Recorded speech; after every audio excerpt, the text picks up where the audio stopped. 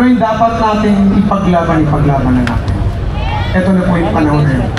Yeah, mabayan o sa... Nais ko pong ibahagi sa inyo.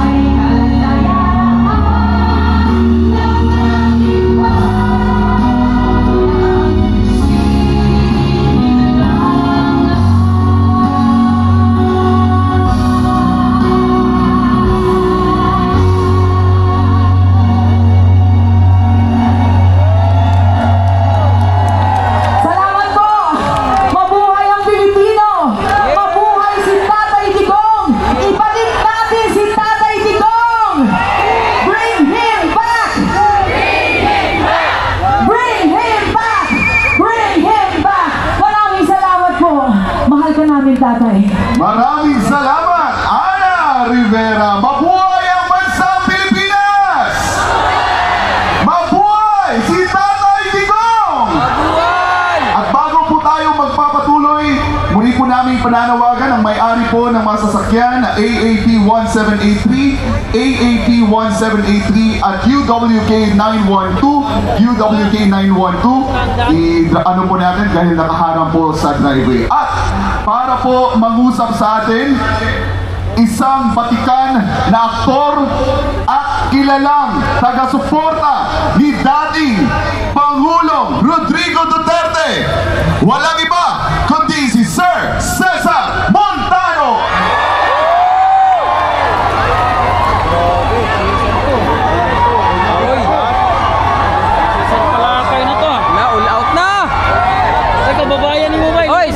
Yung panahon na nayuyurakan na ating karapatan. Yes! Masyado na pong mababaw ang tingin sa atin. Ang katotohanan at katuwiran ay tinatapakan na. Hindi na tayo pwede magbulag-bulagan dito. Hindi natin pwede isarado ang ating mga mata. Kung ano yung dapat nating ipaglaban na natin. ito na po yung panahon na yun. Yeah, mabayan o sisa. Nais ko pong ibahagi sa inyo isang awitin na ginawa po namin aking kaibigan from Cagayan de Oro, si Charlie Busaco. Ang title po nito ay Pilipinas. Ito po ay patungkol sa ating karapatan, patungkol sa mga problema ang pumapasok sa atin, sa ating bayan, kung paano natin dapat harapin ito. Pero dapat harapin natin ito nakasama ang Panginoong Diyos. Kaya tama po ito. This time, this is beyond our control. We need God. We need prayers. We need to be together and pray. Kasi kapag kasama natin, di ba sinabi ng Panginoon, ask anything in my name and I will do it. Sa John 14:14. Diligin natin sa Kanya, i-claim natin na babalik ang ating Ama na si Tatay Digong. Yes! Gawin po natin yun. At ibibigay natin, ibibigay Yan, nawala natin sa yung atin. monitor mo ba? Ayun na. Ito po yung awit na yun. Sana po ay makanta nyo rin, makasama ko kayo kumawit ngayong gabi dito.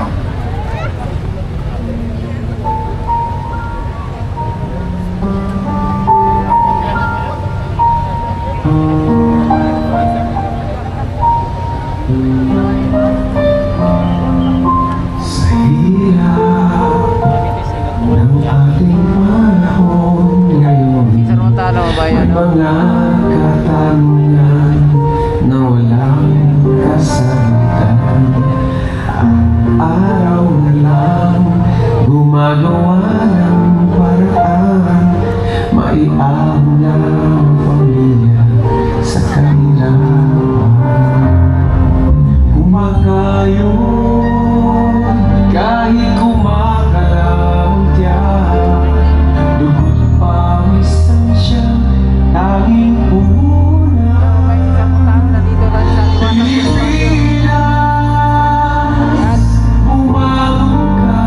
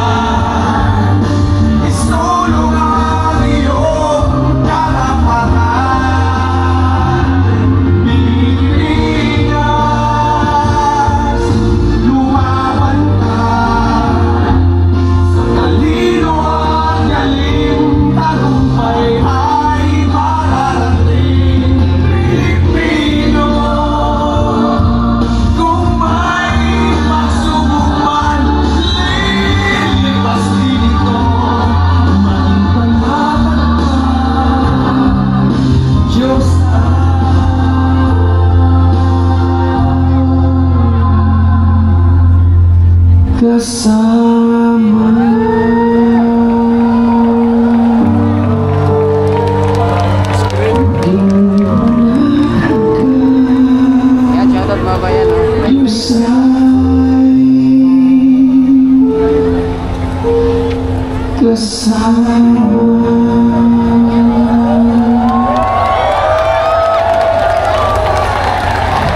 Duterte!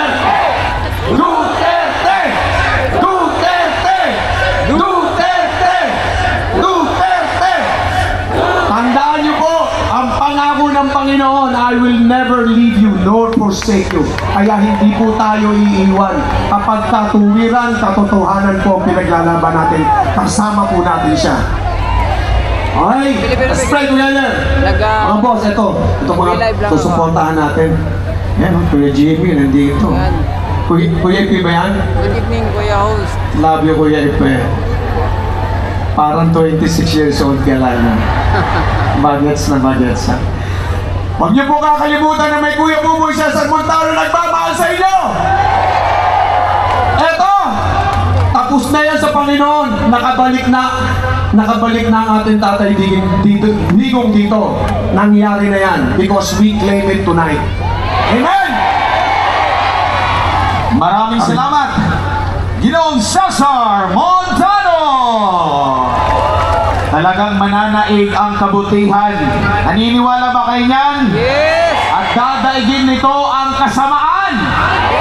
At para magbigay pa sa atin ng patungkol dito, mga kababayan, tawagin natin ang founding president ng Shunammite Ministry, si Bishop Favor Blancas. Palakpakan po natin si Bishop.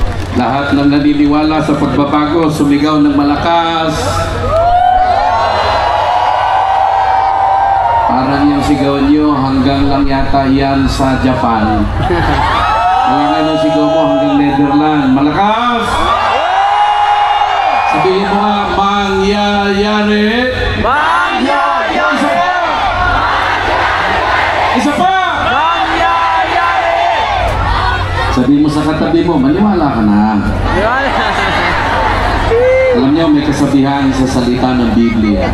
Oh, naniniwala. Sa aklat ng Proverbs 29 verse 2 nang sabi, when the righteous are in authority, the people rejoice. Masaya ba kayo sa panahon ng ating Tatay Digong? Yes! Ako parang hindi ako makumbinse. Parinig natin na malakas.